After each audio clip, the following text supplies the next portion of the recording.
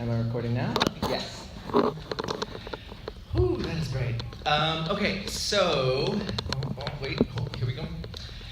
So I wanted to talk a little bit about what the hell was happening with this episode, Dorothy's Prize Pupil.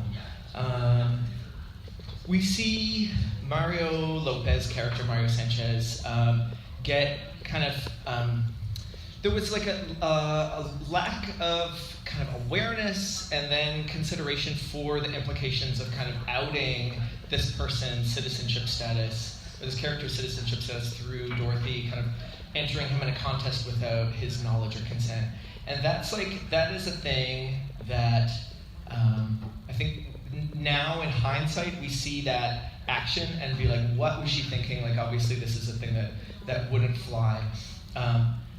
Or we would hope that this is a thing that wouldn't fly. However, we see attitudes kind of like Rose's, kind of coming out of all directions, including in the education system. And Rose's attitude was, well, he came here illegally, so we should basically like trust in the justice system to see how it turns out. And I just have some serious problems with that. I have problems with the idea of nation states and the idea of borders and boundaries that restrict personal movement and community movement.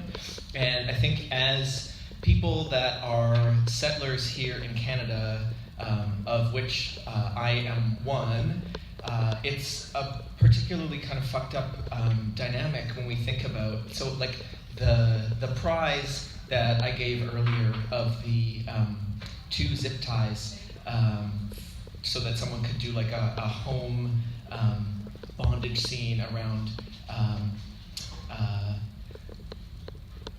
indefinite immigration detention, was like granted a very fucking poor taste joke, and also a totally legitimate kind of state that we are living in right now. That the argument, I was talking with a good friend of mine yesterday about how he's trying to like spend more time listening and less time like proving himself right in situations, and has this friend who's been like a big support, but she was kind of spouting this argument that we hear over and over again, that we need to like do right by the people who already live here, the people that belong here, the people that are citizens here, the people that are from here. And I also remember seeing this response in an article that talked about, I think it was in the Star, they interviewed a bunch of people saying that like voted conservative who normally didn't, and it was like trying to get rid of Kathleen Wynne at any cost and get rid of the Liberals at any cost, and thinking about how like the idea of fiscal conservatism or like responsible spending is more important to people than building communities that actually take care of each other and not just ourselves. And when we think that the idea of like that this is such a desperate state that we live in, or like a desperate time that we can't afford to take care of other people, and that it's not our responsibility to like look after other people in our community aside from ourselves, just really sends me into a tailspin when we think that that the situation is so desperate and so dire that we really need to look out for number one, and that once we get that sorted, then we can look out for other people, is the same kind of like single issue feminism that like erases trans women, and that erases black women, and that erases other folks that have like intersecting identities and intersecting points of marginalization, where it's like, oh well, once we get our liberation, then we'll totally come back for you.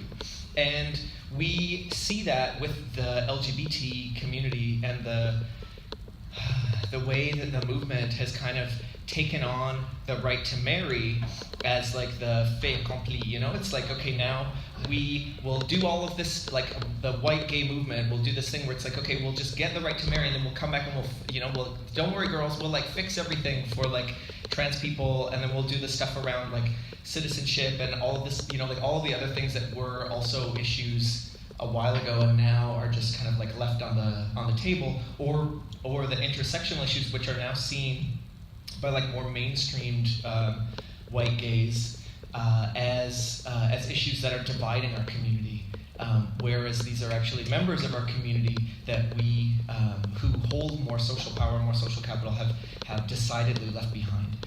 So, with that in mind, I am a Newfoundlander. What's that?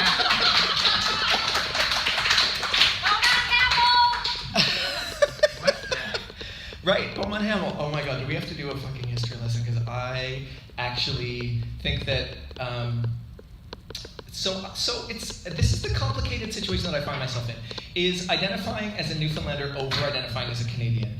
I disidentify as Canadian because I feel like the country that we share, are walking on this land together and sharing this space, it like doesn't stand for my values in pretty much any regard.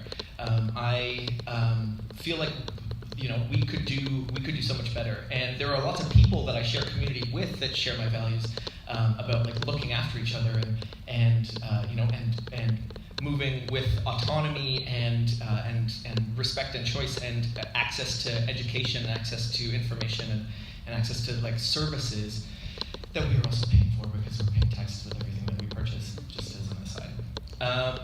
And thinking about like this idea of identifying as a Newfoundlander just fucks me right up, because as someone that doesn't like the idea of boundaries and borders, I still find myself drawn to this idea of kin and of sameness and of familiarity and of my people based on geography. And one of the things that I'm thankful for is that Newfoundland has been changing, and I'm definitely never going to claim that I have my shit figured out, but thankfully my grandmother worked for the Association for New Canadians when I was a kid, and we were like we hung out at the Association for New Canadians and like went to their like summer camps and whatever, and the idea of refugees and immigrants making our communities better and making our communities stronger was always and making them more vibrant and exciting was always a kind of just a given in my family dynamic, and I was really thankful for that. So it's helpful for me to see that the idea of like a Newfoundland identity for me is slowly shifting and growing and becoming more melanated, and the languages are diversifying, because honestly no one can fucking understand a Newfoundland accent, even me. Although if I still drank, I would put one on for you right now, but I'm not drinking right now. No, so you're welcome, because you can understand the rest of this conversation. No, but seriously.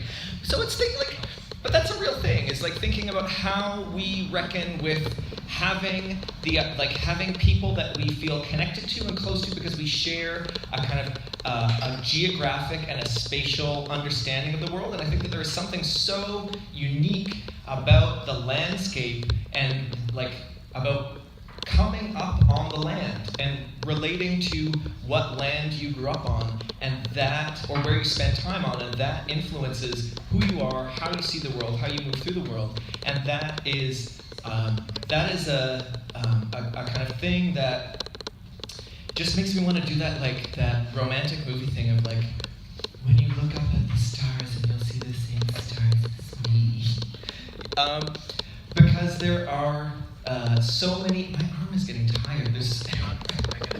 I think it'll get really shaky and it'll be real cute. Hold on. Okay, that's better. Whoa. Can you tell that I've been lying on my couch for the last 2 years? I can lift a remote real good, but I don't hold it up this long. What the fuck was I talking about? I had a really good point. The romantic stars thing. Oh, the romantic stars thing. God. There was this dude in New York named Adam Barron who throws these hilarious sex parties, and he was telling me about this sex party that is being organized, that he's helping to organize with a couple of other people, and they're doing this sexy game where you are a landscape and you encounter another body body as another landscape, and you have to negotiate kind of your two land masses as tectonic plates that are kind of shifting onto and into and around each other. That's terrible. Right? I know. But I think it would be really fun as like an exercise. But it actually gave me a lot of hope to think about my relationship to this idea of like land as being formative when we actually think about like it is all actually the same land underfoot, and that we move around, and that's what people do and have done is move around and find other communities and integrate into other communities, and also like push back against communities that we find are like shady. So I guess from the girls, I really appreciate that Dorothy had some sobering moments to kind of recollect like what her relationship is to immigration and to the idea of like nation state or like statehood, and her relationship to like community in relation to Mario's character. And even though Rose kind of played the fucked up, like let's depend on the state to make everything right, I'm really thankful